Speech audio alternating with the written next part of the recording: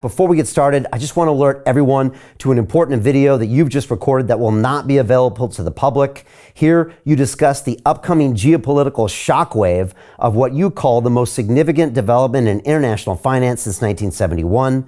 But then you explain how anyone can position themselves to profit from this crisis. Our viewers can access that video at londonreal.tv/Jim, and I highly recommend that everyone go watch that immediately after our conversation. What I see is a steep erosion of the rule of law. The Merrick Garland is as much to blame as Biden. Merrick Garland, it turns out to be a bitter hack. You know, the backstory there was he was nominated for the Supreme Court by Obama, but the Republicans controlled the Senate at the time, and we had a presidential election coming up, and Mitch McConnell said, basically, we're not going to act on it. I don't know if he said that in so many words, but he said, no, we're not putting your guy in. We'll have an election if you win, maybe. But Trump won that 2016 election. And then they got Gorsuch and Kavanaugh and Amy Coney Barrett. So Merrick Garland was deeply embittered by that. He said, hey, I got nominated for the Supreme Court, but I don't get a hearing. I don't get a vote. No, he didn't. But now he's the Attorney General. And he's weaponized this, and he doesn't care about the rule of law. He's just crushing Republicans, and you see it over and over. So that has happened. As far as the impact on Trump, I mean, what I ask myself is, you know, Trump is, you know, I always go back to that Elton John song, "I'm Still Standing," and I like the song. It's got a nice melody, but it's like, no matter what you throw at me, I'm still standing. Well, so far that has been true of Trump. Here's Trump's political problem, then I'll flip to the legal problem. He has the most solid base I've ever seen. And there's a park down the street from where I live. There's a guy sets up 4 or 5 like beach chairs in the park, you know, minds his own business, but he's got these Trump flags, you know, American flag with Trump's picture on it, Trump and all this. And by the way, it's a very liberal neighborhood, but he just sits there and enjoys the day and invites his friends. He's not a protester. He's not burning anything down. He's just got his Trump flags. So that base is, you can't touch it, you can't budge it. But the problem is it's 40%. You can't win with 40%. Now, you need, I mean, technically you can say you need 50% plus 1, but it's not even that. You need 50% plus 1 in a set of states that collectively have 270 electoral votes, which that formula doesn't mean more than 50% of the country. It could be 44% of the country, but if you get the right states, you win. But Trump needs that extra 5 or 7 or 10% in a certain number of states, and he can't get there. The 40% doesn't go down, but he hasn't shown the capacity to make it go up because of the Trump haters, basically, and the independents who don't want to go his way, and the women.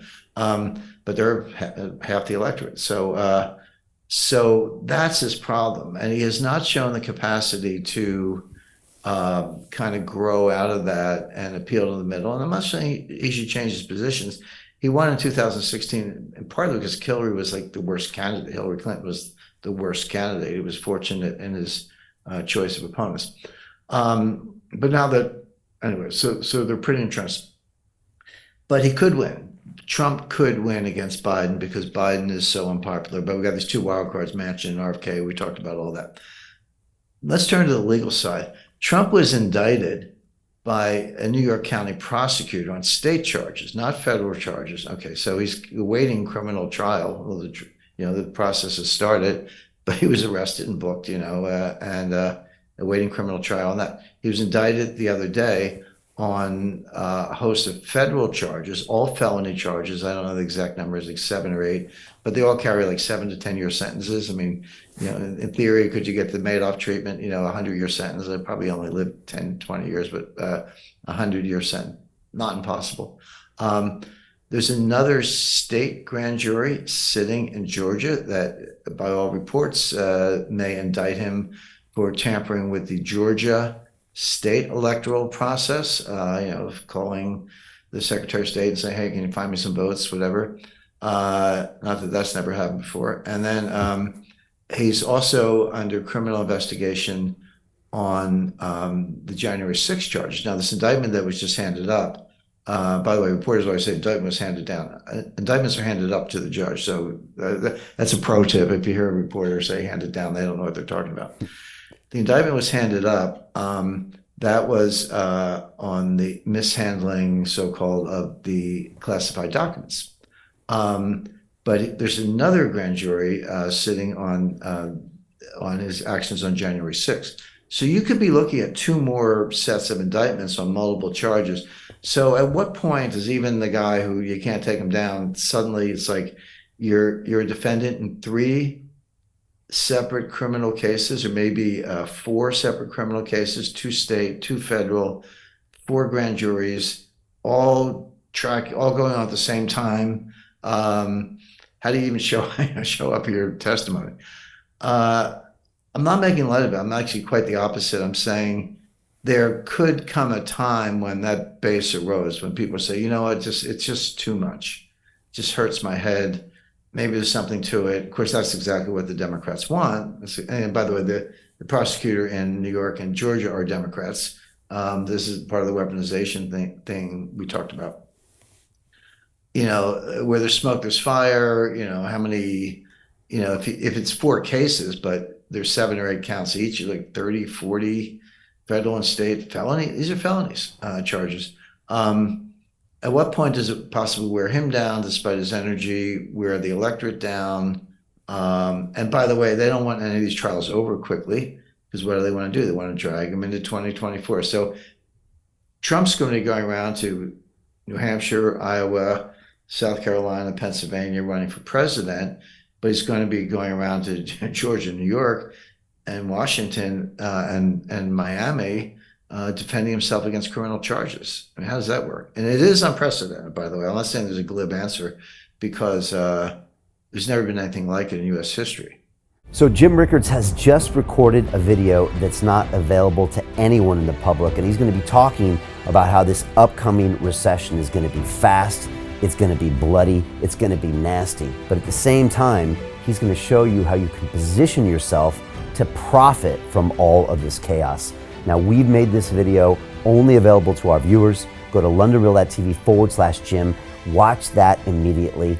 I can't say enough good things about Jim Rickards. He understands the global economic system better than any guest I've ever had on London Real. His predictions are almost uncannily true, and you can learn how to profit from his vision, from his expertise, and his understanding of economics. So go to londonreal.tv/Jim or click the link below. It's an excellent, excellent look on what's going to happen in the future and how you can position yourself to profit from that. Jim is one of the best in the business, one of my favorite guests on London Real, and he's very, very good at predicting the future and showing us all to profit from it. So click the link, and I hope you enjoy. Hey, it's Brian Rose, founder of the DeFi Academy. I've told you my 4-week crypto bootcamp is amazing, but don't take my word for it. This is what my students are saying. The DeFi Academy was an amazing experience for me. It took me totally out of my comfort zone. In this course, I was challenged, I was held accountable, and pushed to do things that honestly weren't always easy. It's been phenomenal, and I can't believe we're already up on our 4 weeks. It has flown by. Going through this DeFi accelerator by far was one of the best courses I've taken. You do this course, you really get into the nitty-gritty of the activities that will make you comfortable with decentralized finance. Thank you so much to Brian and everyone at London Real and the DeFi Academy for even putting together an amazing course like this. Anybody else that wants to do it, please sign up. It is well worth the money.